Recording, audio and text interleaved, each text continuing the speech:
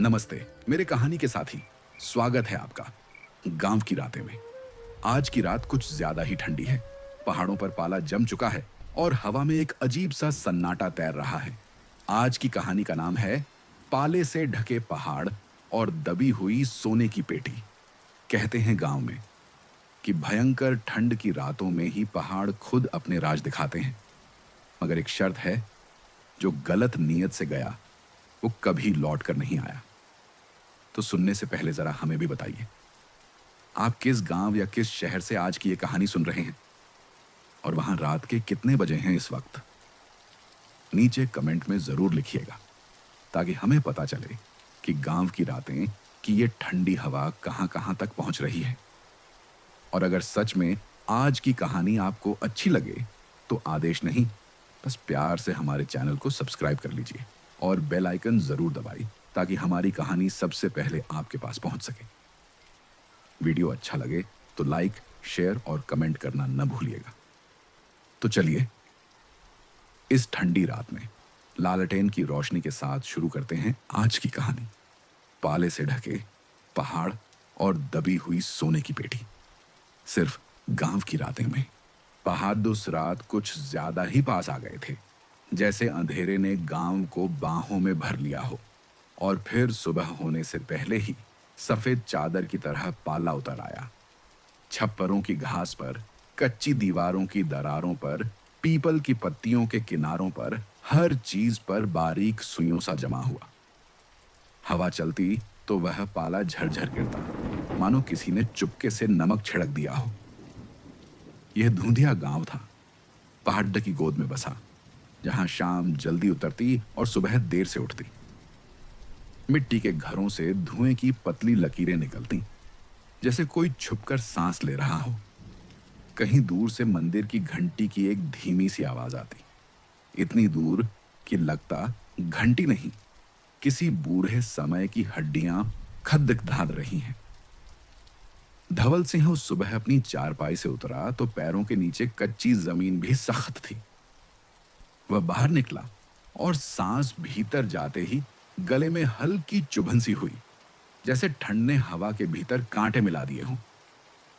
उसने अपनी ऊनी चादर को कंधों पर कसकर लपेटा और आंगन के कोने में रखे पानी के गड्ढे के पास गया। गड्ढे के मुंह पर पतली सी बर्फ की परत थी, उंगली लगाते ही टूट गई, टिक की आवाज के साथ। धवल सिंह पल भर को वहीं ठिठका। इतनी ठंड, उसने खुद से कहा, मगर आवाज जैसे धुंध में खो गई। गांव में ठंड आती थी, हर साल आती थी, पर यह ठंड अलग थी। यह ठंड नहीं, किसी का आना था, ऐसा आना जो दिखता नहीं, बस महसूस होता। उसने नजर उठाई, सामने पहाड़ की ढलान थी, बर्फ नहीं, पाला। पत्थरों और झादियों पर सफेदी ऐसे जमी थी जैसे पहाड़ ने अपना रंग बदल लिया हो, और उस सफेदी के बीच बीच में काले पत्थर ऐसे दिख रहे थे जैसे किसी ने जली हुई आंखें टांक दी हों। धवल सिंह को लगा बहादुर आज उसे देख रहे हैं। आंगन के दूसरे सिरे पर बंधी गाय ने हौले से रंभाया। उसकी सांस भी धुएं की तरह निकल रही थी। धवल सिंह ने उसके सिर पर हाथ फेरा और चारा डालने लगा। सूखे भूसे की खुरदरी खुशबू हवा में घुली। ठंड में भूसा भी अलग महकता है, जैसे पुरानी यादों की तरह, फीका लेकिन टिकाऊ। घर के भीतर से खं खं की आवाज आई। चिड़ई खांस रही थी। धवल सिंह ने तुरंत भूसा छोड़ा और अंदर गया। चिड़ई चूल्हे के पास बैठी थी, आंखें लाल, नाक सिहरती हुई। उसने अलाव में लगधी डालते हुए सिर उठाया। उसकी चूदियां ठंड से धीमी पड़ गई थीं, हाथ कांप रहे थे। भैया, आज तो चूल्हा भी गर्म नहीं हो रहा, उसने शिकायत नहीं, डर की तरह कहा। धवल सिंह ने चूल्हे के पास हाथ सेंका। लगधी चटक रही थी, चट चट, और उस आवाज के साथ घर में थोड़ी सी गर्माहट फैलती। धुएं में जलती लगधी और गोबर की मिली जुली गंध थी जो गांव के हर घर में रहती है। वही गंध जो गरीबी की नहीं, जीवन की पहचान है। अभी धूप निकलेगी, धवल सिंह ने कहा, पर खुद को भी यकीन नहीं था। चिड़ै ने धीमे से पूछा, भैया आज कनकू दादी वाले घर चलोगे? उन्होंने कल रात फिर कुछ बोला था। धवल सिंह ने उसकी ओर देखा। चिड़ै के चेहरे पर उत्सुकता नहीं थी, वहां डर की परछाई थी। वह कनकू देवी का नाम ऐसे ले रही थी जैसे किसी नियम का नाम हो, जिसे न मानो तो सजा मिलती है। क्या बोला था? धवल सिंह ने पूछ लिया, हालांकि उसे अंदाजा था। चिड़ै ने आंचल का कोना उंगलियों में मरोड़ा। वही कि ऐसी ठंड में पहाड़ रास्ता दिखाते हैं। धवल सिंह के भीतर कुछ हिला। यह बात उसने भी कई बार सुनी थी, बचपन से, गांव की कहानियों में, बुजुर्गों की बातों में, रात के अलाव के पास। पर वह बातें हमेशा धुंधली रहती, जैसे दूर का सपना। आज पहली बार उस सपने के भीतर की ठंड बाहर उतर आई थी। बकवास, धवल सिंह ने कहना चाहा, पर शब्द पूरा नहीं निकला। बाहर पहाड़ की तरफ फिर से नजर चली गई और उसे लगा ढलान पर किसी पत्थर का आकार बदला है, जैसे कोई चीज वहां कल नहीं थी, आज है, या शायद कल थी, पर आज दिख रही है। गांव का रास्ता सूना था। आम दिनों में सुबह ही भैंसें, बच्चों की आवाजें और किसी के रेडियो के गीत हवा में तैरते, पर आज हर चीज धीमी थी। मुर्गे ने भी बांग दी तो आधी, जैसे उसकी आवाज भी जम गई हो। धवल सिंह ने अपनी पुरानी मफलर कसकर बांधी और बाहर निकल पड़ा। चिड़ै दरवाजे पर आकर खड़ी हो गई। उसकी आंखें धवल सिंह की पीठ पर टिकी थीं, जैसे उसे वापस लौटने का यकीन नहीं, बस उम्मीद हो। गांव की कच्ची गली में चलते हुए धवल सिंह को हर कदम पर पाले की चरमराहट सुनाई दी। खुर खुर। यह आवाज ऐसी थी जैसे जमीन के नीचे कोई हड्डियां तोड़ रहा हो। पीपल का पेड़ बीच चौक पर खड़ा था, उसकी जड़ें काली और पत्तों के किनारे सफेद। पेड़ के नीचे छोटा सा चबूतरा और उस पर पुराना दिया रखा था, जो रात में कोई ना कोई जला जाता। आज दिए की बत्ती बुझी थी, पर तेल की गंध अभी भी बची थी, ठंडी, मोटी, भारी।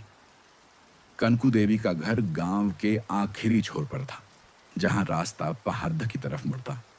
मिट्टी की दीवारें, टीन की छत और दरवाजे पर सूखी मिर्चों की लड़ी, जो हवा में हिलती तो हल्की खड़खड़ाहट देती। घर के अंदर से धुएं और जड़ी बूटियों की गंध आती, ऐसी गंध जो दवा जैसी लगती और डर जैसी भी। धवल सिंह ने आवाज लगाई, दादी। अंदर से धीमी खांसी आई, फिर पायल की नहीं, लाठी के घिसटने की आवाज। दरवाजा खुला तो सामने कनकू देवी थी, माथे पर सफेद बालों की लट, आंखों में पहाड़ की तरह पुरानी ठंड। उनकी नजर धवल सिंह पर नहीं, उसके पीछे कहीं टिक गई, जैसे वह अकेला नहीं आया हो।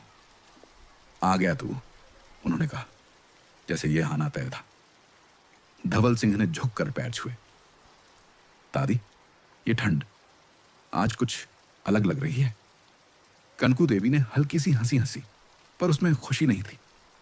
अलग इसलिए लग रही है क्योंकि आज पहली बार तूने सुन लिया। क्या सुन लिया? धवल सिंह की आवाज अपने आप धीमी हो गई। कनकू देवी ने दरवाजे के बाहर झांका, दूर पहाड़ की तरफ उंगली उठाई। वो आज चुप नहीं है, पहाड़ आज बोल रहे हैं। धवल सिंह ने पहाड़ की तरफ देखा। हवा में धुंध थी, पर धुंध के भीतर भी पहाड़ का आकार साफ था। सफेदी और काले पत्थरों के बीच एक जगह ऐसी थी जहां सफेदी कम थी, जैसे किसी ने उंगलियों से पाला पोंछ दिया हो। वहां पत्थर की सतह पर एक लंबी रेखा सी उभर आई थी। धवल सिंह ने आंखें मिचमिचाईं। रेखा या रास्ता? दादी, वो क्या है? उसके मुंह से निकल गया। कनकू देवी ने बहुत धीरे कहा, जिन रातों में पाला भारी उतरता है, पहाड़ अपना पेट खोलते हैं, लेकिन पेटी तक वही जाता है जिसके भीतर कुछ बचा हो, लालच नहीं। धवल सिंह को अचानक अपने भीतर गर्मी सी चढ़ी, डर की गर्मी, उत्सुकता की गर्मी। उसने पूछा, पेटी? सच में सोने की पेटी? कनकू देवी ने उसे देखा लंबी नजर से।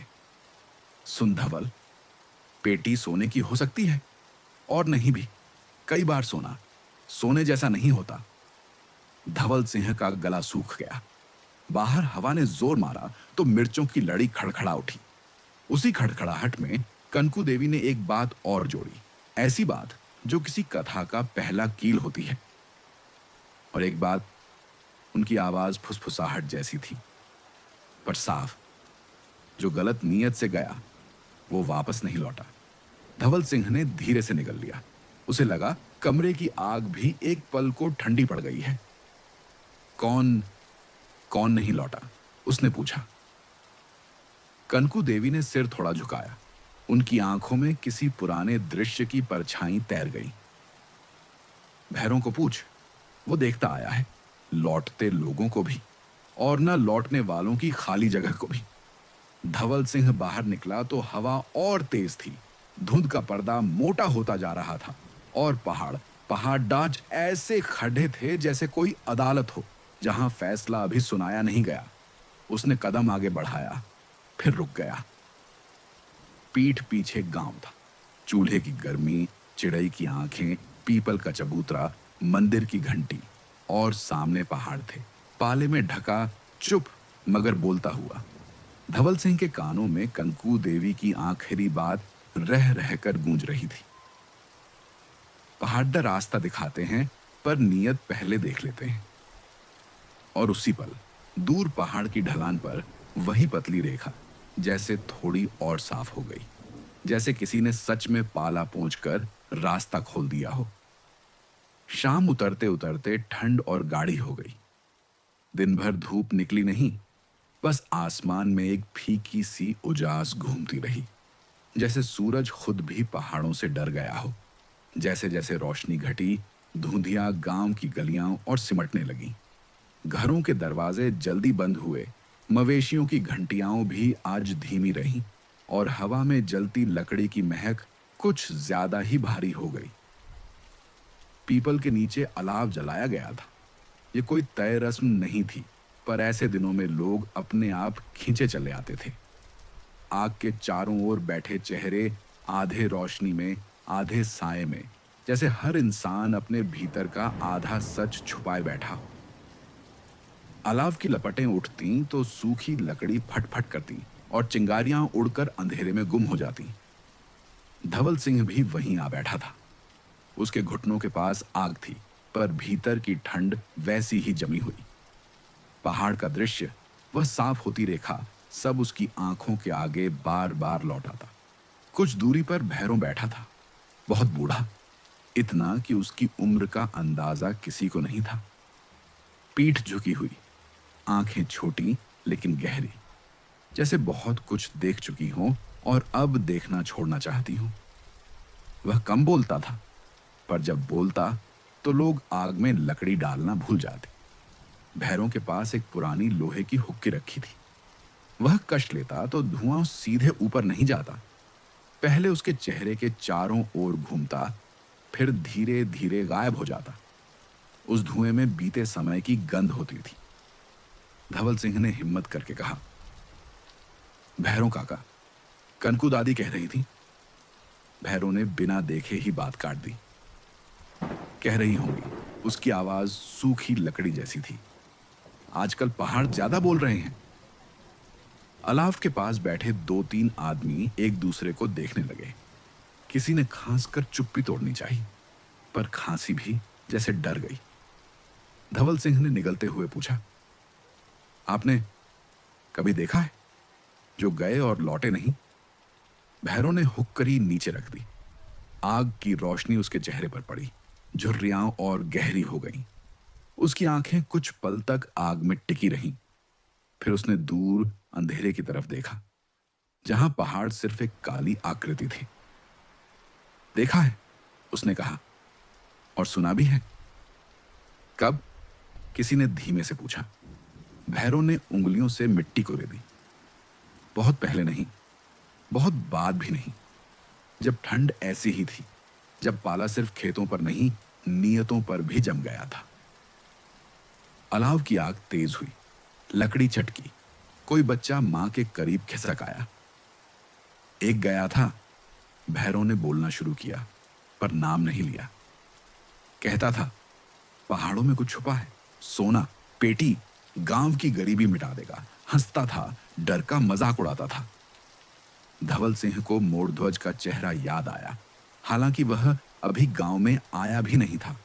उसे खुद नहीं पता था क्यों। वह रास्ता भी देख आया था, भैरव ने कहा। कहता था। बर्फ अपने आप हट गई, पत्थर सरक गए, जैसे किसी ने बुलाया हो। फिर धवल सिंह की आवाज गले में अटक गई। भैरव ने आग की तरफ देखा। फिर सिर्फ उसके पैरों के निशान लौटे, इंसान नहीं। एक अजीब सी हवा चली। अलाव की लपटें एक पल को झुकी। किसी ने दबी आवाज में राम का नाम लिया। पहाड़ किसी को रोकते नहीं, भैरव ने आगे कहा। वे बस आईना दिखाते हैं। जो भीतर होता है वही रास्ता बन जाता है। धवल सिंह को लगा आग की गर्मी उसके चेहरे तक पहुंच रही है, पर सीने के भीतर कुछ सख्त है। उसने पूछा, और कोई लौटा? भैरव ने सिर हिलाया। एक लौटा था। सबकी नजरें उस पर टिक गईं। लौटा, भैरव ने दोहराया, पर वैसा नहीं जैसा गया था। हंसी छोड़ आया था। नींद वहीं जम गई थी और आंखों में पहाड़ बस गए थे। आग के पास बैठे लोग और सट गए। कहानी नहीं थी यह, चेतावनी थी। उसी वक्त मंदिर की घंटी बजी। एक बार, बस एक बार, इतनी साफ कि जैसे किसी ने कान के पास आकर बजाई हो। सब चौंक गए। इतनी रात, किसी ने कहा। पीपल के नीचे से रास्ता मंदिर की तरफ जाता था। उसी रास्ते पर एक आकृति उभरती दिखी, लालटेन की पीली रोशनी में। लाठी टेकता हुआ, ऊनी शाल ओढ़े ईश्वर दत्त चला आ रहा था। मंदिर का पुजारी, कम बोलने वाला। उसकी आवाज हमेशा ऐसे लगती थी जैसे घंटी की गूंज के बाद बची खामोशी। वह अलाव के पास रुका, लालटेन नीचे रखी। आग की रोशनी में उसका चेहरा आधा उजला, आधा साया। घंटी अपने आप नहीं बजती, उसने कहा। आज हवा भी नहीं थी। किसी ने कुछ नहीं कहा। ईश्वर दत्त की नजर धवल सिंह पर पड़ी। पल भर रुकी। फिर उसने पूछा, तू आज पहाड़ की तरफ गया था? धवल सिंह को लगा जैसे किसी ने उसके भीतर की बात पढ़ ली हो। बस देखा था, उसने कहा। ईश्वर दत्त ने धीरे से सिर हिलाया। देखना ही शुरुआत होती है। किस चीज की? धवल सिंह ने पूछा। ईश्वर दत्त ने अलाव की आग में एक सूखी लकड़ी डाल दी। चिंगारी उछली। फैसले की। भैरव ने हुक्की फिर उठाई, पर कश नहीं लिया। आज रात और ठंड गिरेगी, उसने कहा, और ठंड के साथ यादें। ईश्वर दत्त ने जोड़ा, और इशारे। धवल सिंह ने दोनों को देखा। उसे लगा गांव की सारी आवाजें, कुत्तों का भौंकना, हवा की सरसराहट, दूर की नदी, सब किसी अदृश्य धागे से पहाड़ों से बंध गई हैं। अचानक आग के उस पार अंधेरे में किसी ने कदम रखा। एक अजनबी आवाज आई, तेज, आत्मविश्वास से भरी। तो यहीं बैठकर डर बांट रहे हो? सबने पलट कर देखा। धुंध के बीच से एक आदमी निकला। मोटा कोट, चमकते जूते और आंखों में शहर की जल्दी। चेहरे पर हल्की मुस्कान, जैसे यह गांव उसे खेल लगता हो। भैरव ने बिना नाम लिए कहा, आ गया। धवल सिंह के भीतर कुछ सख्त हो गया। उसे पता नहीं था कैसे, पर वह जान गया, यह मोरध्वज है। अलाव की आग तेज हुई, ठंड और गहरी, और पहाड़ ढाल अब और पास आ गए थे। मोरध्वज की हंसी ठंड से ज्यादा तीखी थी। अलाव के पास एक पल को सन्नाटा जम गया, जैसे किसी ने आग पर बर्फ डाल दी हो। उसकी चमकती आंखें सब पर घूमी, भैरों की झुकी पीठ पर, ईश्वर दत्त की शांत निगाहों पर, और फिर आकर धवल सिंह पर टिक गई। उस नजर में पहचान नहीं थी, पर तौल थी, जैसे वह आदमी नहीं, कोई सौदा देख रहा हो। इतना डर? मोरध्वज ने कहा, कोट की कॉलर ऊपर करते हुए। मैं तो समझा था पहाड़ी लोग ठंड के आदी होते हैं। किसी ने जवाब नहीं दिया। आग की लपटें फड़फड़ाईं, जैसे कुछ कहना चाहती हूं। भैरव ने बहुत धीरे सिर उठाया। ठंड से नहीं डरते हम। उसकी आवाज में थकान थी।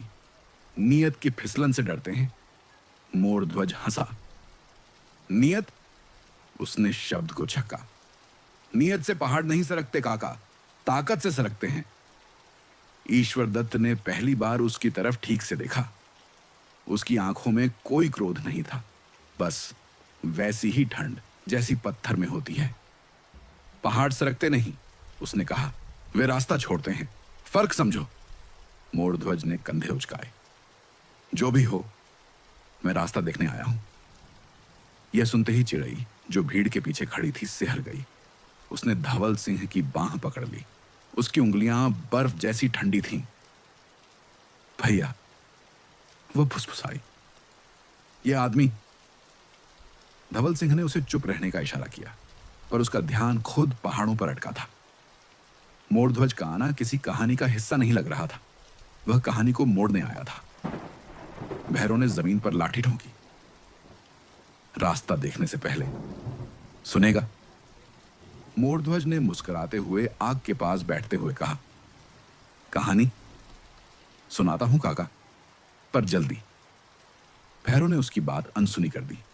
वह आग की तरफ झुका, जैसे लपटों के भीतर से शब्द निकाल रहा हो। पहले भी लोग गए हैं, उसने कहना शुरू किया। अलग अलग सालों में, अलग अलग ठंड में सबने वही कहा कि पहाड़ों ने बुलाया। धवल सिंह को लगा आग की रोशनी में भैरों की आंखें चमक रही हैं, या शायद नमी है। एक था, भैरों ने कहा, जो अपने घर से निकलते वक्त बोला, अगर लौटा तो मंदिर में चांदी चढ़ाऊंगा, अगर नहीं लौटा तो समझ लेना पहाड़ झूठे हैं। मोरध्वज ने हंसी दबाने की कोशिश नहीं की। बड़ा बहादुर था। बहादुर नहीं, भैरव ने कहा, खाली था भीतर से। ईश्वर दत्त ने आंखें बंद कर ली, जैसे वह उस दृश्य को देख रहा हो। उसकी चप्पलें मिली थी, उसने कहा, नदी के किनारे उलटी रखी हुई। चिड़ै की सांस तेज हो गई। उलटी? हां, ईश्वर दत्त ने कहा, जैसे किसी ने उन्हें उतार कर पीछे रखा हो, खुद आगे चला गया हो या खींच लिया गया हो। अलाव के पास बैठे लोगों में से किसी ने अपना सिर ढक लिया। हवा और ठंडी हो चली थी। भैरव ने आगे कहा, एक और गया था। उसने कहा, मैं सिर्फ देख आऊंगा, छूंगा नहीं, लौट आऊंगा। और? मोरध्वज ने पूछा। अब उसकी आवाज में हल्की बेचैनी थी। वह लौटा, भैरव ने कहा, पर उसके मुंह से आवाज नहीं निकली। आंखें खुली रहती, पर वह देखता नहीं था। 3 दिन बाद ठंड में ही चुप हो गया। धवल सिंह के कानों में जैसे कुछ बजा। उसे लगा, यह सब सिर्फ डर की बातें नहीं दै, ये चेतावनियां हैं जिन्हें कोई पढ़ना नहीं चाहता। मोरध्वज खड़ा हो गया। काफी हुआ, उसने कहा, कहानियां सुन ली, अब रास्ता दिखाओ। ईश्वर दत्त भी उठ खड़ा हुआ। लालटेन की रोशनी उसके चेहरे पर कांप रही थी। रास्ता दिखाया नहीं जाता, उसने कहा, वह दिखता है, और आज सबको नहीं दिखेगा। मोरध्वज ने उसकी तरफ झुककर कहा, और अगर मुझे दिख गया तो? ईश्वर दत्त ने बिना पलक झपकाए जवाब दिया, तो समझ लेना पहाड़ तुम्हें पड़ चुके हैं। एक पल के लिए सब चुप हो गए। फिर अचानक दूर पहाड़ की तरफ से चर्र की आवाज आई, जैसे बर्फ टूट रही हो या पत्थर खिसक रहा हो। सबकी नजरें एक साथ उधर गईं। धवल सिंह ने साफ देखा, जहां दिन में वह रेखा दिखी थी, वहां अब सफेदी और पीछे हट गई थी। पत्थरों के बीच एक संकरी टेढ़ी मेढ़ी लकीर। अब लकीर नहीं रही थी, वह रास्ता लगने लगी थी। चिड़ै ने चीख दबा ली, भैया! मोरध्वज की आंखें चमक उठी। उसके चेहरे पर वही मुस्कान लौट आई, पर अब उसमें भूख थी। देखा, उसने कहा, कह रहा था ना, सब बकवास। भैरव ने आंखें मूंद ली। रास्ता दिख गया है, उसने कहा, अब किसी का ना दिखना बाकी है। धवल सिंह का दिल जोर से धड़का। उसे लगा, यह रास्ता सिर्फ पहाड़ पर नहीं खुला, यह गांव के भीतर भी कहीं टूट गया है। ईश्वर दत्त ने धवल सिंह की तरफ देखा। याद रखना, उसने कहा, पहाड़ पहली कीमत रास्ते की नहीं लेते, आखिरी कीमत लौटने की होती है। मोरध्वज अंधेरे की तरफ बढ़ चला। मैं लौटूंगा, उसने हवा में कहा, सोने के साथ। उसके कदमों की आवाज पाले पर कुर्र कुर्र करती दूर जाती रही। अलाव की आग अचानक धीमी पड़ गई। धवल सिंह को लगा जैसे गांव ने सांस रोक ली हो। और पहाड़ अब किसी कहानी का हिस्सा नहीं रहे थे। वे अब किसी के इंतजार में थे। मोरध्वज के कदम जैसे ही अंधेरे में गुम हुए, गांव की रात और गहरी हो गई। अलाव बुझने लगा था। लकड़ियां राख में बदल रही थीं और उनके साथ साथ लोगों की हिम्मत भी सुलग कर ठंडी पड़ रही थी। कोई बिना बोले उठ गया, कोई आग की आखिरी चिंगारी पर हाथ सेंक कर घर की ओर मुड़ गया। पीपल के नीचे अब सिर्फ 3 परछाइयां बची थीं, धवल सिंह, भैरों और ईश्वर दत्त। थोड़ी दूरी पर मंदिर की तरफ जाती पगडंडी के साए में चिड़ई खड़ी थी। हवा थम गई थी, ऐसी खामोशी जिसमें सांस लेना भी आवाज लगने लगे। ईश्वर दत्त ने लालटेन उठाई। उसका शीशा धुंध से भर चुका था, रोशनी दूधिया सी फैल रही थी। मंदिर चलो, उसने कहा।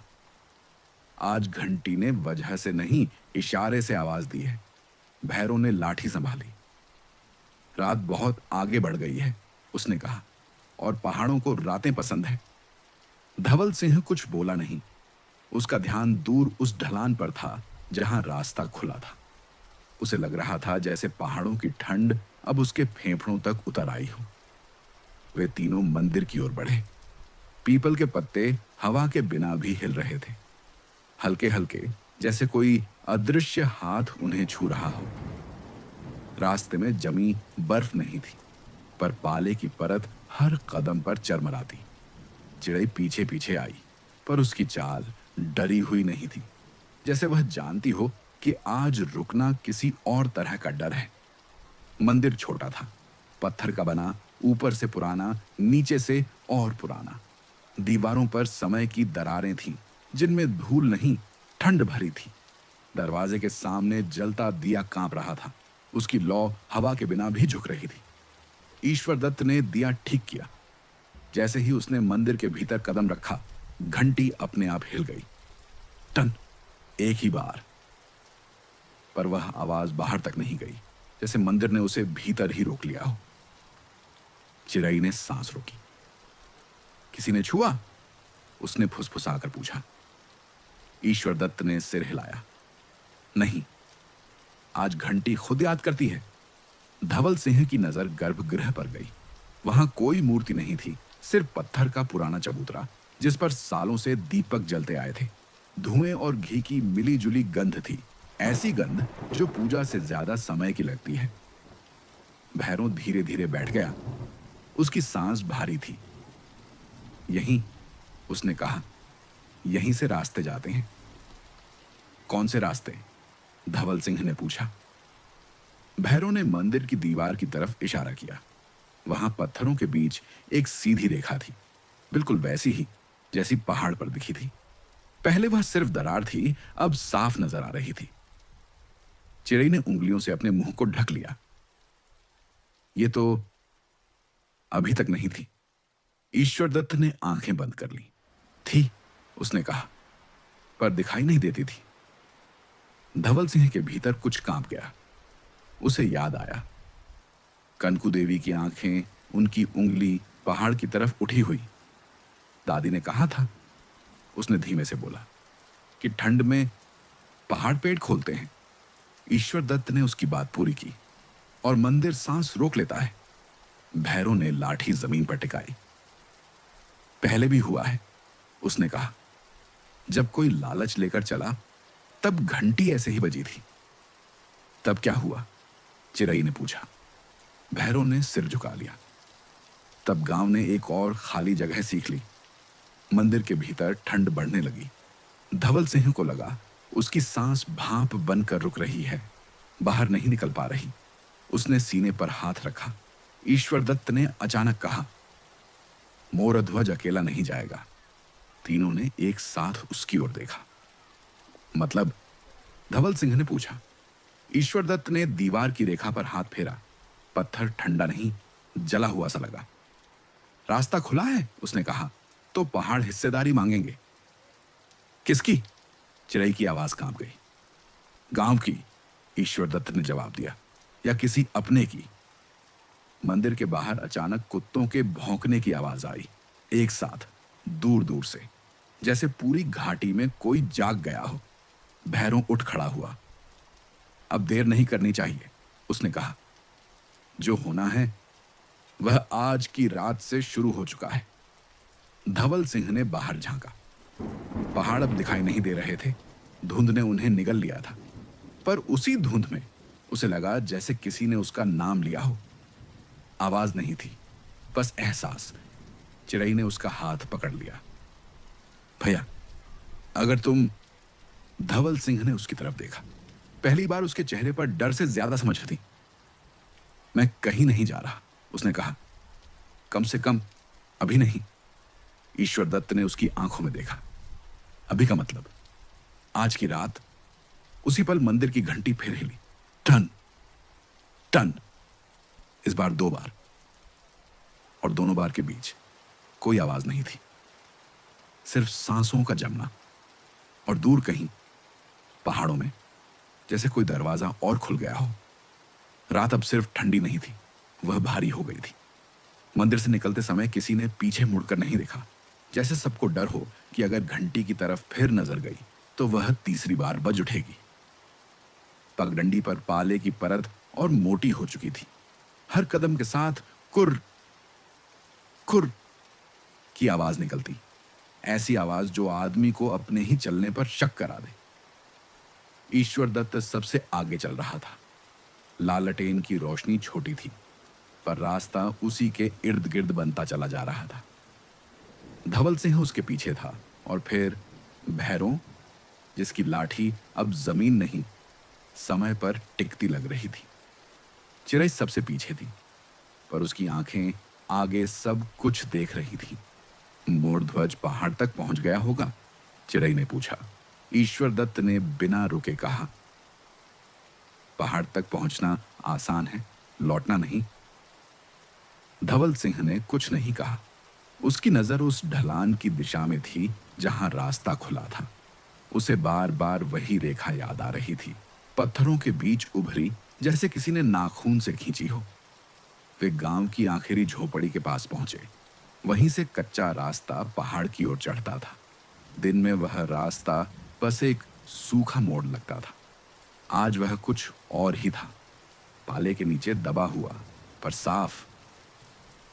यहीं, भैरों ने कहा। उसकी आवाज में थकान नहीं, स्वीकृति थी। यहीं से शुरू होता है। धवल सिंह ने आगे बढ़कर जमीन को देखा। उसने झुककर उंगलियों से पाले की परत हटाई। नीचे मिट्टी नहीं थी, पत्थर था, और उस पत्थर पर वही निशान, एक लंबा टेढ़ा सा चिन्ह, जैसे किसी भारी चीज को बहुत पहले यहां से घसीटा गया हो। चिड़ै की सांस अटक गई। ये जानवर का नहीं है? ईश्वर दत्त ने सिर हिलाया। नहीं, ये बोझ का निशान है। किस चीज का बोझ? धवल सिंह ने पूछा। ईश्वर दत्त ने लालटेन पास लाई। रोशनी में पत्थर का रंग बदला, साधारण नहीं रहा। उसमें हल्की सी चमक थी, जैसे धातु की पुरानी याद। पेटी, उसने कहा, या पेटी की परछाई। भैरों ने आंखें बंद कर लीं। इसी जगह, उसने धीमे से कहा। पहली बार किसी ने रास्ता देखा था। कौन? चिड़ै ने पूछा। भैरों ने जवाब नहीं दिया। उसने बस लाठी से जमीन पर एक घेरा बना दिया, छोटा, अधूरा। नाम बोलने से वे लौट आते हैं, उसने कहा, और कुछ लौटने लायक नहीं होते। हवा अचानक तेज हो गई। पाले की परत उड़कर उनके पैरों से टकराई। धवल सिंह को लगा जैसे ठंड अब सिर्फ बाहर नहीं, उसके भीतर भी सरक रही है। उसी वक्त दूर ढलान से आवाज आई, थक थक। सब चौंक गए। कदमों की आवाज? चिड़ै ने पूछा।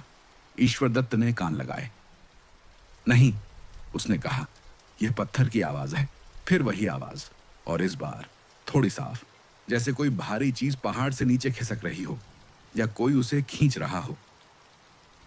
धवल सिंह का दिल जोर से धड़का। मोरध्वज, भैरव ने आंखें खोली।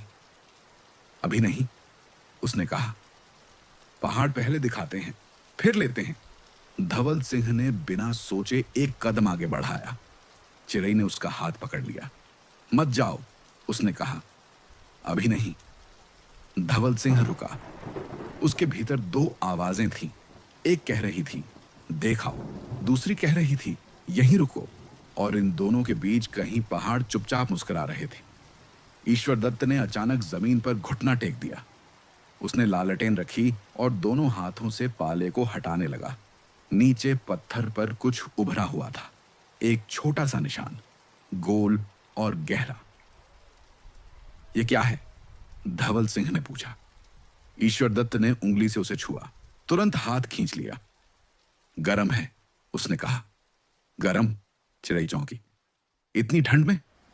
हां, ईश्वर दत्त ने कहा।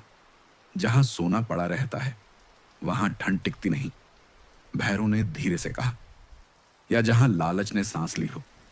सब चुप हो गए। उसी पल ढलान की तरफ से एक चीख सी आवाज आई। बहुत तेज नहीं, पर इतनी कि पहचान ली जाए। यह डर की आवाज थी और घमंड के टूटने की भी। चिड़ई की आंखों में आंसू आ गए। वो मोर ध्वज है। धवल सिंह ने दांत भींच लिए। उसे समझ आ गया, यह कहानी अब सिर्फ सुनने की नहीं रही। ईश्वर दत्त खड़ा हुआ। रास्ता पूरी तरह खुल गया है, उसने कहा। अब कोई ना कोई जाएगा। भैरव ने उसकी तरफ देखा। और कोई ना कोई वापस नहीं आएगा। धवल सिंह ने पहाड़ की तरफ देखा। धुंध के भीतर रास्ता अब पहले से चौड़ा लग रहा था, जैसे कोई इंतजार कर रहा हो, धैर्य से, ठंड से, पूरी यकीन के साथ। उसने धीमे से कहा, अगर कोई गया तो उसे अकेला नहीं जाना चाहिए। चिड़ई ने उसकी तरफ देखा। उसकी आंखों में डर था, पर भरोसा भी। भैरव ने लंबी सांस ली। तो समझ ले, उसने कहा। अब पहाड़ तुझे पहचानने लगे हैं।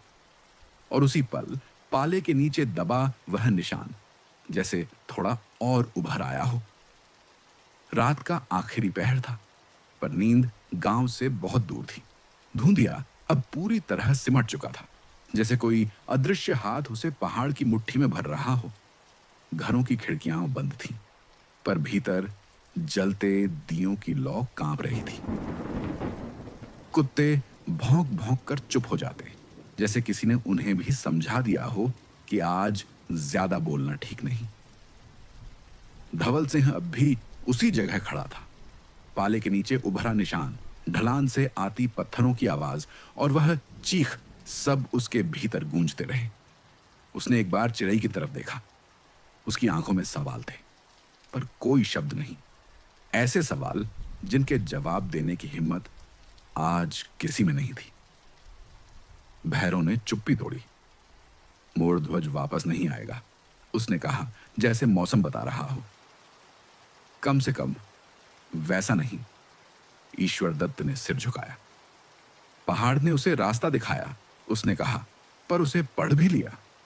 धवल सिंह ने दबी आवाज में पूछा, क्या पहाड़ पढ़ते हैं?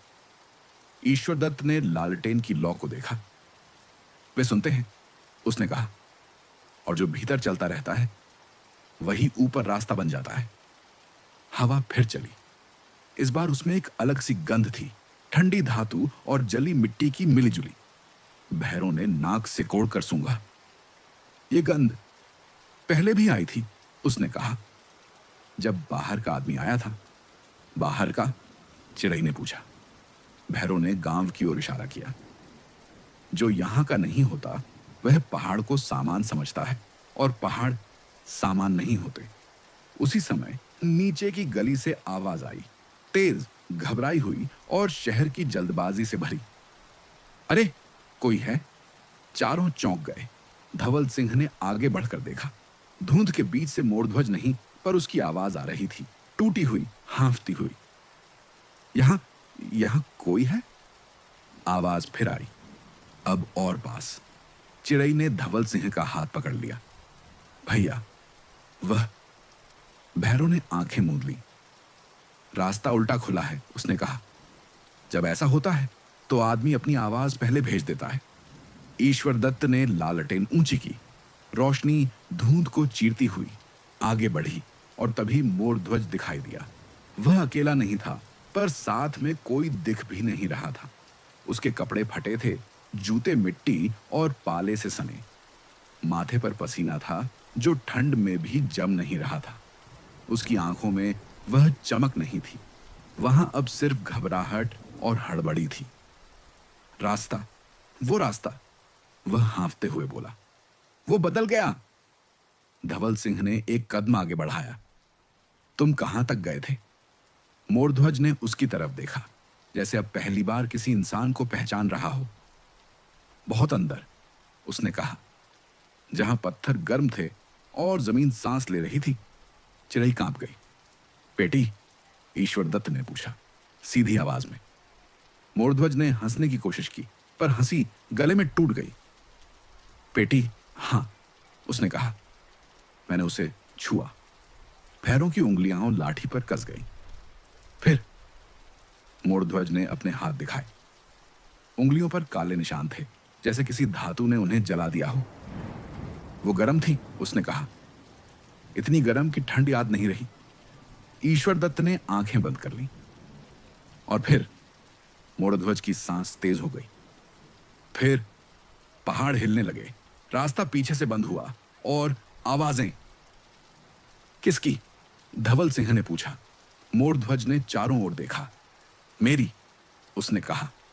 मेरी ही आवाजें, जैसे मैं ही मुझे बुला रहा हूं। हवा एक पल को रुक गई। भैरव ने धीरे से कहा, यही होता है, बाहर से आया लालच भीतर से आवाज बन जाता है। मोरध्वज ने जोर से सिर हिलाया। नहीं, मैं सब छोड़ आया हूं। वह लगभग गिड़गिड़ाया। पेटी वही है, मुझे बस गांव चाहिए, आग चाहिए, कोई चाहिए। चिड़ई ने धवल सिंह की ओर देखा। भैया। धवल सिंह ने गहरी सांस ली। उसने मोरध्वज की आंखों में देखा और पहली बार उसे दया महसूस हुई, पर उसी दया के नीचे एक सख्त सच भी था। पहाड़ ने तुम्हें छोड़ा नहीं है, उसने कहा। वह बस देख रहा है कि तुम क्या लेकर लौटते हो। मोरध्वज की आंखों में डर फैल गया।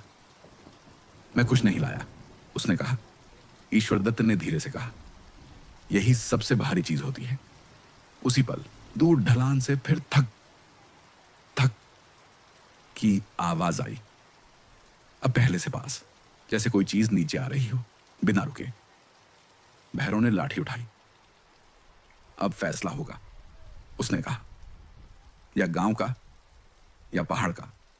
मोरध्वज पीछे हटने लगा। नहीं, नहीं, वह बड़बड़ाया। धवल सिंह ने पहाड़ की तरफ देखा।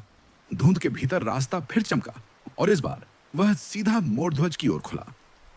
बाहर से आया लालच अब अकेला नहीं था, वह बुलाया जा रहा था। रास्ता अब छुपा नहीं था। धुंध के भीतर वह ऐसे उभर आया था जैसे ठंड ने खुद जमीन को चीर दिया हो। जहां अभी तक बस पाले की सफेदी थी, वहां अब पत्थरों की कतारें साफ दिख रही थीं, एक के बाद एक, टेढ़ी, संकरी, पर साफ साफ चलने लायक। हवा उस दिशा में बह रही थी जैसे उसे भी वहीं जाना हो। मोरध्वज की पीठ अकड़ गई। उसकी आंखें रास्ते पर जमी थीं, डर और खिंचाव के बीच फंसी हुई। वह पीछे हटना चाहता था, पर उसके पैर मानो जमीन में धंस गए हों। ये अपने आप बन गया, वह बुदबुदाया। मैंने कुछ नहीं किया। भैरव ने ठंडी हंसी हंसी। यही सबसे बड़ा झूठ होता है, उसने कहा। जब आदमी कहता है मैंने कुछ नहीं किया। ईश्वर दत्त ने लालटेन नीचे रख दी। अब उसकी जरूरत नहीं थी। रास्ता खुद चमक रहा था, हल्की सी उजास के साथ, जैसे बर्फ के नीचे कोई धीमी आग सुलग रही हो। पहाड़ आज साफ बोल रहे हैं, उसने कहा। जो जाना चाहता है उसे रोका नहीं जाएगा। चिड़ई ने धवल सिंह की बांह कसकर पकड़ ली। भैया, ये रास्ता अच्छा नहीं है। धवल सिंह ने उसकी उंगलियों को धीरे से हटाया। उसके चेहरे पर कोई जल्दबाजी नहीं थी, बस एक ठहराव था, जैसे वह भीतर कोई तौल कर रहा हो। रास्ता अच्छा या बुरा नहीं होता, उसने कहा। नियत तय करती है कि वह कहां ले जाएगा। मोरध्वज ने एक कदम आगे बढ़ाया। जैसे ही उसका पैर रास्ते पर पड़ा, हवा तेज हो गई। पाले की परतें टूटने लगीं। कुर्र कुर्र की आवाज अब चारों तरफ से आने लगी, जैसे जमीन खुद सांस ले रही हो। देखा, मोरध्वज ने लगभग चिल्लाते हुए कहा, ये मुझे बुला रहा है। भैरव ने लाठी जमीन पर ठोंकी। नहीं, उसने कहा, यह तुझे पहचान रहा है। ईश्वर दत्त ने धवल सिंह की तरफ देखा। अगर आज कोई साथ गया, उसने कहा, तो लौटने की एक वजह बनेगी। चिड़ई चौंक गई। अकेले गए लोग सिर्फ अपने लिए गए थे। धवल सिंह ने पहाड़ की ओर देखा। रास्ता अब थोड़ा और खुल चुका था। पत्थरों के बीच बर्फ पिघल रही थी और नीचे की सतह पर वही धातु सी चमक थी जिसे उसने पहले छुआ था। उसके भीतर कुछ हिला, डर नहीं बल्कि जिम्मेदारी। मैं जाऊंगा, उसने कहा। चिड़ई की सांस रुक गई। नहीं, अकेला नहीं। धवल सिंह ने बात पूरी की। और पेटी के लिए नहीं। भैरव ने उसकी तरफ देखा। लंबे समय बाद पहली बार उसकी आंखों में कुछ नरम हुआ। पहाड़ तुझे जानने लगे, उसने कहा। अब देखना वे क्या मांगते हैं। मोरध्वज ने उसकी बात सुनी और अचानक हंस पड़ा। हंसी में राहत नहीं, टूटन थी। बहुत अच्छा, उसने कहा। तू आगे चलेगा, मैं पीछे। ईश्वर दत्त ने तुरंत कहा।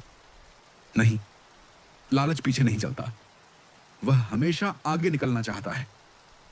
मोरध्वज के चेहरे की मांसपेशियां कस गईं, पर रास्ता अब भी उसकी ओर खुला था। धवल सिंह ने पहला कदम रखा। उसके पैर पड़ते ही ठंड बदली। हवा ने उसकी त्वचा को काटा नहीं, बस छुआ, जैसे किसी ने पहचान लिया हो। उसके पीछे चिड़ई ने आंखें मूंद ली। भैरव ने सिर झुका लिया।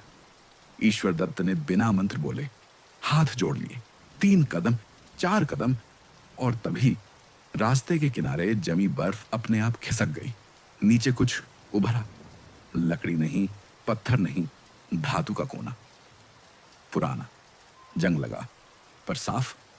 मोरध्वज की आंखें फैल गईं। वो है, उसने कांपती आवाज में कहा। पेटी। धवल सिंह रुका नहीं। उसने बस नीचे देखा और पहली बार समझा कि पेटी पूरी बाहर नहीं आई है। वह दबी हुई है, जैसे पहाड़ ने उसे आधा ही दिखाया हो। आधा लालच के लिए, आधा इम्तिहान के लिए। उसी पल हवा ने जोर मारा। रास्ते के पीछे का हिस्सा, जहां गांव था, धीरे धीरे धुंध में घुलने लगा। चिड़ई की आवाज दूर से आई, टूटी हुई। भैया, वापस आना।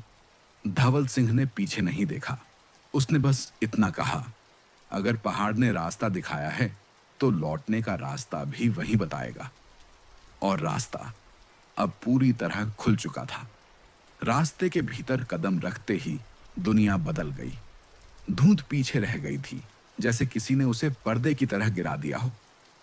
आगे सिर्फ पत्थर थे, ऊंचे, टेढ़े और इतने पास कि आसमान सिर्फ एक संकरी लकीर की तरह दिखता था। हवा यहां तेज नहीं थी, पर भारी थी। हर सांस ऐसे लगती मानो किसी पुराने तहखाने में ली जा रही हो। धवल सिंह सबसे आगे था। उसके पैरों के नीचे पत्थर ठंडे नहीं थे, वे सख्त थे, जीवित जैसे।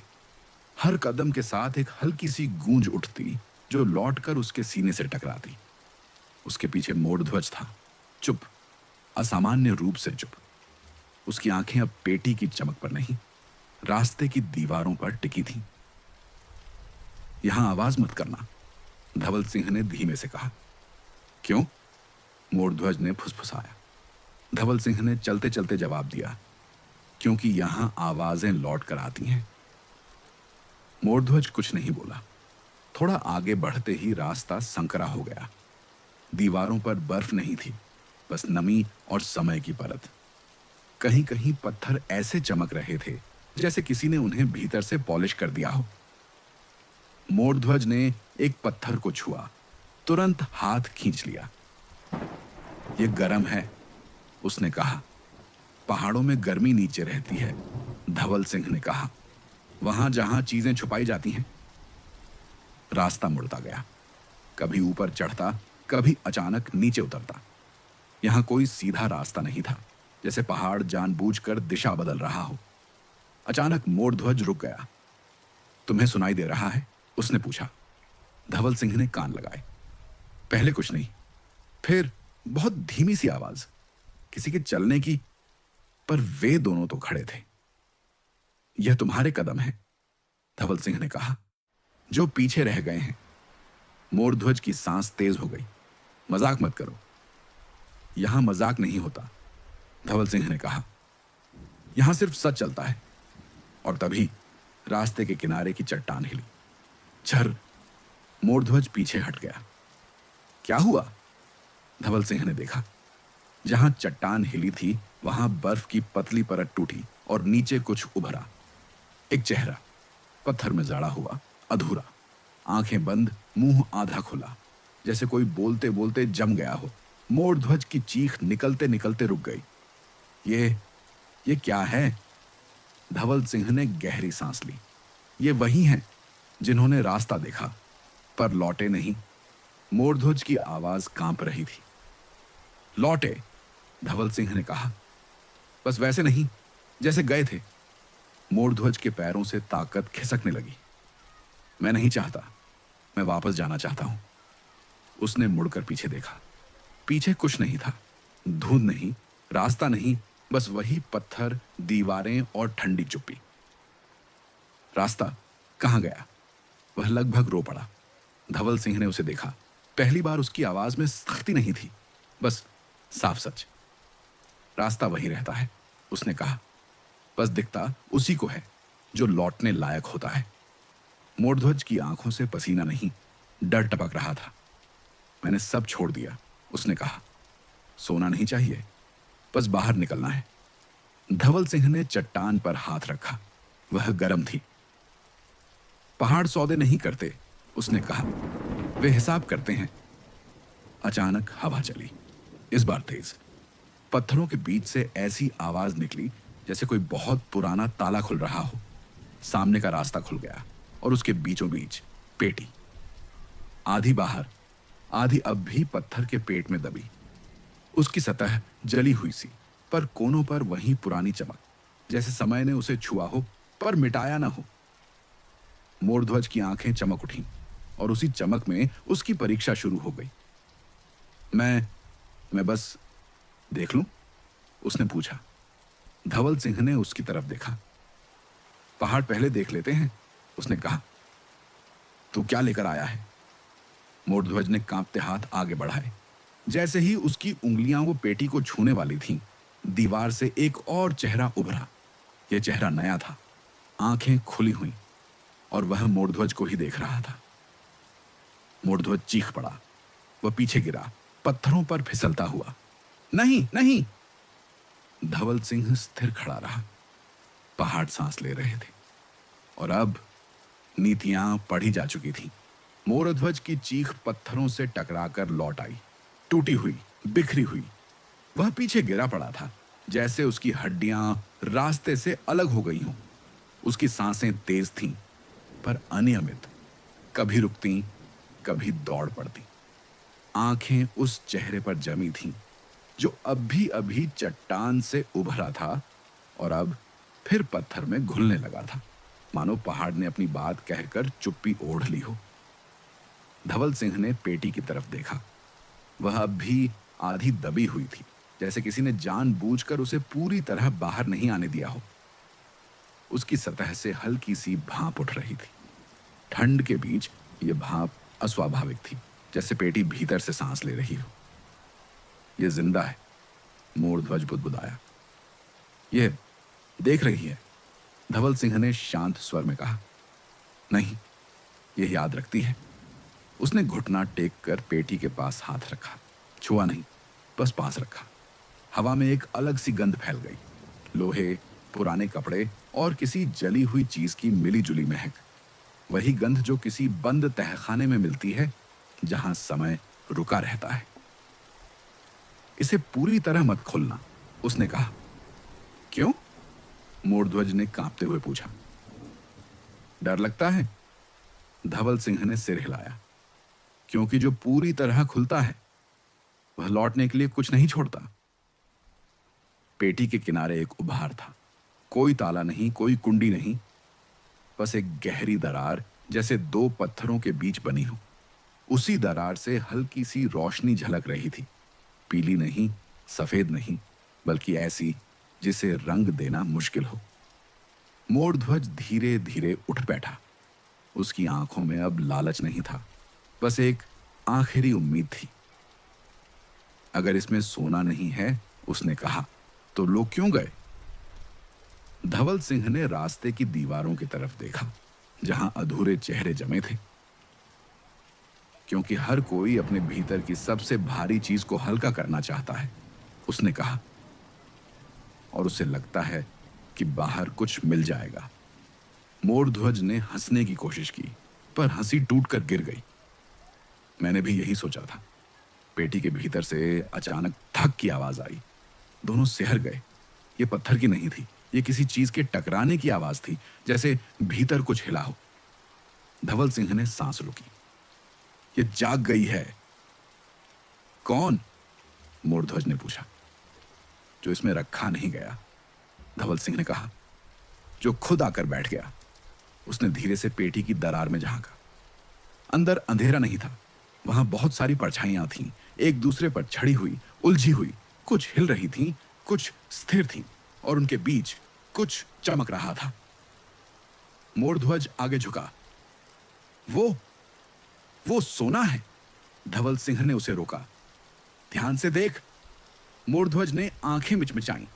चमक का रंग बदल गया। अब वह पीली नहीं रही, वह धुंधली हो गई, और उसी धुंध में आकृतियां दिखने लगीं। कंगन नहीं, कलाइयां, सिक्के नहीं, उंगलियां, हार नहीं, गले। मोरध्वज पीछे हट गया। नहीं, नहीं, धवल सिंह ने धीमे से कहा।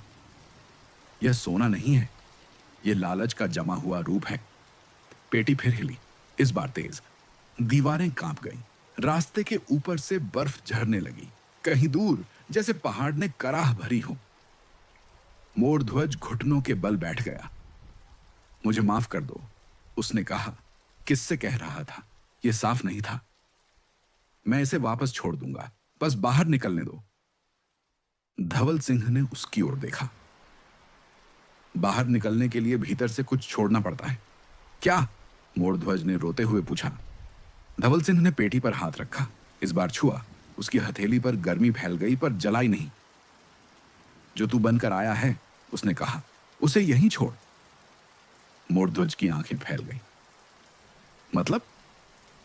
पेटी की दरार से एक परछाई बाहर सरकी, धीरे, रेंगती हुई। वह किसी एक इंसान की नहीं थी। उसमें कई आकार थे, कई चेहरे, कई भूखे। मोरध्वज चीखना चाहता था, पर आवाज गले में ही फंस गई। धवल सिंह ने एक कदम पीछे लिया। अब पहाड़ तय करेंगे। उसी पल पेटी के भीतर की रोशनी बुझ गई, और अंधेरे में सिर्फ सांसों की आवाज बची। एक गहरी, भारी सांस जो पहाड़ ले रहे थे। अंधेरा अचानक पूरा नहीं हुआ था। वह धीरे धीरे बैठा था, जैसे किसी ने रोशनी बुझाई नहीं, बल्कि उसे वापस बुला लिया हो। पेटी के भीतर से आती भाप थम गई। पत्थरों की गर्मी ठंडी पड़ने लगी। रास्ते की दीवारों पर जमे चेहरे धुंधले हुए, और फिर ऐसे गायब हो गए जैसे कभी थे ही नहीं। बस मोरध्वज की सांसें बची थीं, भारी, टूटी हुई।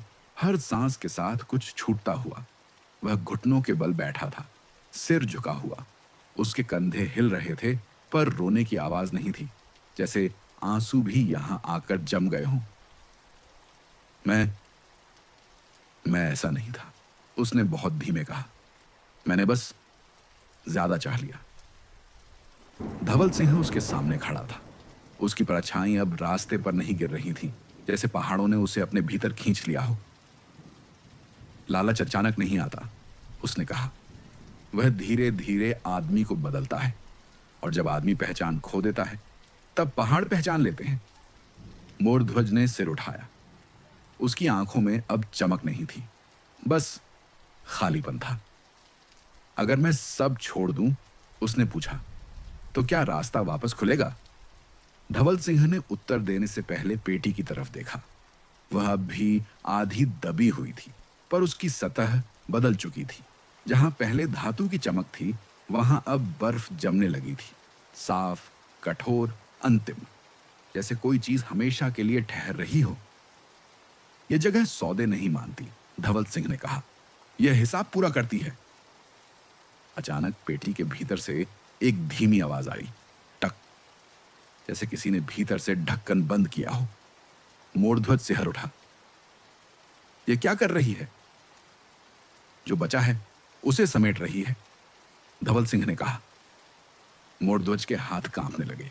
उसने अपने सीने पर हाथ रखा। उसकी सांस अटक गई। मुझे ठंड लग रही है, उसने कहा। बहुत ठंड। यह ठंड बाहर की नहीं थी। यहां हवा स्थिर थी, पत्थर अब भी गर्म थे। यह ठंड भीतर से उठ रही थी, ऐसी ठंड जो हड्डियों से नहीं, इरादों से चिपकती है। धवल सिंह ने एक पल के लिए आंखें बंद की। उसे चिड़ै की आवाज याद आई। भैया, वापस आना। उसे भैरों की थकी हुई आंखें याद आईं। उसे ईश्वर दत्त की शांत चेतावनी याद आई। तू यहां से जाएगा, उसने कहा। मोरध्वज की आंखों में एक चमक लौटी, कमजोर पर सच्ची। सच, पर वैसा नहीं जैसा आया था, धवल सिंह ने कहा। मोरध्वज ने समझने की कोशिश की, पर उसके चेहरे पर उलझन फैल गई। तो फिर क्या बचेगा? धवल सिंह ने पेटी की तरफ इशारा किया। जो तू छोड़ देगा। उसी पल रास्ते के ऊपर से बर्फ खिसकी। दीवारों के बीच एक नई दरार उभरी, छोटी, संकरी, पर साफ। वह दरार ऊपर की ओर जाती थी, गांव की दिशा में। मोरध्वज ने उसे देखा। उसकी आंखों में डर और राहत एक साथ उमड़ पड़े। यह रास्ता है? हां, धवल सिंह ने कहा, पर हल्का होकर जाना होगा। मोरध्वज की सांस तेज हो गई। कैसे? धवल सिंह ने शांत स्वर में कहा। जो कुछ तू बनकर यहां आया था, वह यहीं छोड़। मोरध्वज ने आंखें बंद कर लीं। कुछ पल तक वह यूं ही बैठा रहा। फिर उसके कंधे ढीले पड़ गए, जैसे कोई बोझ उतर गया हो। दिखाई नहीं देता, पर महसूस होता। पेटी के भीतर से एक परछाई निकली। इस बार तेज नहीं, डरावनी नहीं। वह बस हवा में घुल गई, जैसे किसी ने एक लंबी सांस छोड़ दी हो। मोरध्वज अचानक जमीन पर गिर पड़ा, बेहोश नहीं, पर बिल्कुल खाली। धवल सिंह ने उसे देखा। लालच मर गया, उसने कहा। अब देखना, आदमी बचता है या नहीं। उसी पल पेटी पर जमी बर्फ पूरी तरह जम गई, और उसके साथ ही पहाड़ों की सांस स्थिर हो गई। अब रास्ता ऊपर की ओर साफ था, पर लौटना अब भी सस्ता नहीं था। दरार से आती हवा अलग थी। उसमें ठंड नहीं थी, बस ऊंचाई थी, जैसे सांस ऊपर की दुनिया से लौट कर आई हो। धवल सिंह ने उस संकरी राह की ओर देखा, जो अब साफ दिख रही थी। ऊपर कहीं बहुत दूर धुंध के पीछे गांव था। चूल्हों की गर्मी, पीपल की छाया और चिड़ै की रुकी हुई सांसें। मोरध्वज जमीन पर पड़ा था, स्थिर पर जीवित। उसकी छाती उठ गिर रही थी, जैसे कोई लंबा हिसाब पूरा कर रही हो। धवल सिंह ने झुककर उसका माथा छुआ। ठंड नहीं थी, बस एक अजीब सी सुन्नता। उठो, उसने धीरे कहा। रास्ता खुला है। मोरध्वज की पलकों में हलचल हुई। आंखें खुली, पर देखने जैसा कुछ नहीं था। पुतलियां स्थिर थीं, जैसे रोशनी अंदर आकर रुक गई हो। मैं देख नहीं पा रहा, उसने फुसफुसाया। धवल सिंह ने सांस छोड़ी। यह अस्थाई है, उसने कहा, हालांकि उसे खुद नहीं पता था। कभी कभी आंखें बंद होती हैं ताकि भीतर खुल सके। मोरध्वज ने कांपते हाथों से जमीन टटोली। पेटी। धवल सिंह ने पीछे देखा। पेटी अब पूरी तरह जमी हुई थी। बर्फ की परत मोटी, पारदर्शी, जैसे शीशा। भीतर कुछ हल्का सा चमक रहा था, पर अब वह चमक लालच जैसी नहीं थी। वह शांत थी, लगभग थकी हुई। और तभी बर्फ में एक दरार पड़ी। टक टक। धवल सिंह चौंका। उसने एक कदम आगे बढ़ाया। बर्फ अपने आप खुलने लगी, जैसे कोई दरवाजा भीतर से खटखटा रहा हो। ढक्कन नहीं था, ताला नहीं था, बस जमाव था जो अब टूट रहा था। मोरध्वज की सांस रुक गई। मत खोलो, मैं नहीं खोल रहा, धवल सिंह ने कहा। यह खुल रही है। पेटी खुली, पर भीतर सोना नहीं था। वहां कपड़े थे, पुराने, मुड़े हुए, किसी के जूते घिसे, उलटे, एक चांदी की छोटी घंटी मंदिर जैसी, एक लकड़ी की कंघी टूटी हुई, और उनके बीच एक छोटी डायरी चमड़े की, किनारे जले हुए। धवल सिंह ने डायरी उठाई। पन्ने खड़े थे, ठंड से नहीं, समय से। उसने पहला पन्ना खोला। लिखावट टेढ़ी थी, पर पढ़ने लायक। जो यह पढ़े वह समझ ले कि यह खजाना नहीं, जमा हुई गलतियां हैं। जो यहां आए वे अपने साथ बहुत कुछ लाए, और वही यहीं रह गया। धवल सिंह के हाथ कांप गए। उसने अगले पन्ने पलटे। पहाड़ लेते नहीं, वे रख लेते हैं, ताकि लौटने वाला हल्का हो सके। मोरध्वज की आंखों से आंसू बहने लगे। उसे दिख नहीं रहा था, पर भीतर कुछ खुल रहा था। मैंने सब गलत समझा, उसने कहा। मैंने सोचा पेटी भरी होगी। भरी है, धवल सिंह ने कहा, पर सोने से नहीं। डायरी के आखिरी पन्ने पर एक नाम नहीं था, बस एक वाक्य।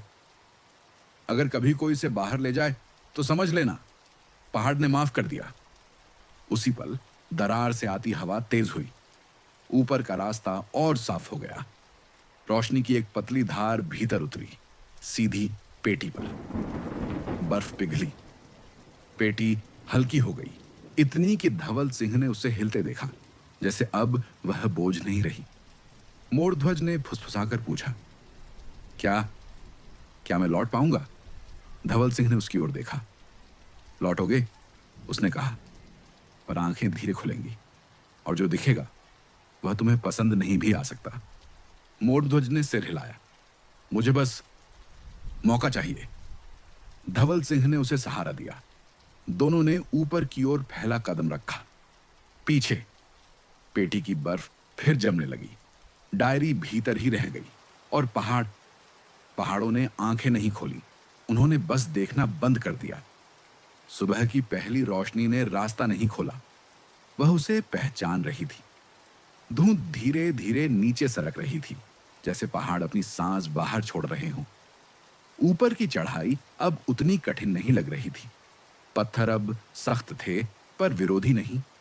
हवा में अब काट नहीं थी, बस ठंड की एक शांत मौजूदगी थी, जैसे सब कुछ हो चुका हो। धवल सिंह आगे आगे चल रहा था, मोरध्वज उसके पीछे, धीरे, सहारे से। उसकी आंखें अब भी धुंधली थीं। कभी कभी वह रुक जाता, जैसे किसी अदृश्य चीज को देख रहा हो, फिर आगे बढ़ जाता, बिना सवाल किए, बिना जल्दी किए। उसका शरीर वही था, पर चाल बदल गई थी। अब उसमें शहर की हड़बड़ी नहीं थी। जब वे आखिरी मोड़ पर पहुंचे तो गांव दिखाई दिया। धुंधिया, वैसा ही जैसा छोड़कर गए थे, मगर कुछ अलग था। पीपल का पेड़ अब भी खड़ा था, पर उसकी पत्तियां हल्की सी हिल रही थीं। मंदिर की घंटी नहीं बजी थी, फिर भी उसकी मौजूदगी महसूस हो रही थी। चूल्हों से धुआं उठ रहा था, और हवा में जलती लकड़ी की वही पुरानी गंध थी जो डर से ज्यादा जीवन की पहचान होती है। चिड़ी सबसे पहले दिखी। वह चौक के किनारे खड़ी थी। उसकी आंखें पहाड़ की तरफ टिकी थीं, जैसे उसने पूरी रात पलक न झपकाई हो। जैसे ही धवल सिंह की परछाई दिखाई दी, वह दौड़ पड़ी। भैया! उसकी आवाज में रोना नहीं था, सिर्फ सांस थी जो वापस आ गई हो। धवल सिंह रुका। चिड़ै ने उसे पकड़ लिया, ऐसे जैसे कोई सच पकड़ ले। तुम लौट आए, उसने कहा, और वहीं चुप हो गई। पीछे से भैरों आया, लाठी के सहारे, धीमे कदमों से। उसकी आंखें पहले मोरध्वज पर गईं, फिर धवल सिंह पर। उसने कुछ नहीं पूछा, बस सिर हिलाया। हल्के हो, उसने कहा। यह सवाल नहीं था। ईश्वर दत्त मंदिर के दरवाजे पर खड़ा था। उसने घंटी नहीं बजाई, बस हाथ जोड़ लिए। उसकी आंखें शांत थीं, जैसे किसी ने उसे उत्तर दे दिया हो। पेटी? उसने पूछा। धवल सिंह ने पहाड़ की तरफ देखा। धुंध अब वहां और घनी थी। वही है, उसने कहा, जहां रहनी चाहिए थी। ईश्वर दत्त ने आंखें बंद की। तो गांव बच गया? मोरध्वज वहीं बैठ गया, चबूतरे के किनारे। उसकी आंखें अब थोड़ी थोड़ी साफ होने लगी थीं। वह लोगों को देख रहा था, पर नाम नहीं पहचान रहा था। उसने बस कहा, मुझे यहां थोड़ी देर रहने दो। भैरव ने उसकी तरफ देखा। रह ले, उसने कहा, यहां हर कोई कुछ छोड़कर ही जाता है। दिन चढ़ा, धुंध पूरी तरह उठ गई। पहाड़ अब दूर थे, वैसे ही जैसे हमेशा रहे थे। न कोई रास्ता दिख रहा था, न कोई रेखा। जहां रात में सब कुछ बदला था, वहां अब सिर्फ पत्थर और पाला था, साधारण, चुप। गांव में किसी ने पेटी की बात नहीं की, किसी ने रास्ते का जिक्र नहीं किया। बस इतना हुआ, मंदिर में उस दिन बिना बताए दिया जला। पीपल के नीचे किसी ने अलाव सुलगाया और चिरई ने पहली बार ठंड में बिना खांसे सांस ली। शाम को धवल सिंह अकेला पहाड़ की तरफ गया। बहुत दूर नहीं, बस उतना जहां से ढलान दिखती थी। उसने देखा, वहां कोई निशान नहीं था, न बोझ का न रास्ते का। उसने धीमे से कहा, अब समझ आ गया। हवा चली, हल्की सी, जैसे किसी ने सिर हिलाया हो। धवल सिंह वापस मुड़ा। गांव उसकी ओर खुला था और पहाड़, वे फिर से चुप हो गए थे। लेकिन इस बार उनकी चुप्पी डर की नहीं थी, वह रखवाली की चुप्पी थी।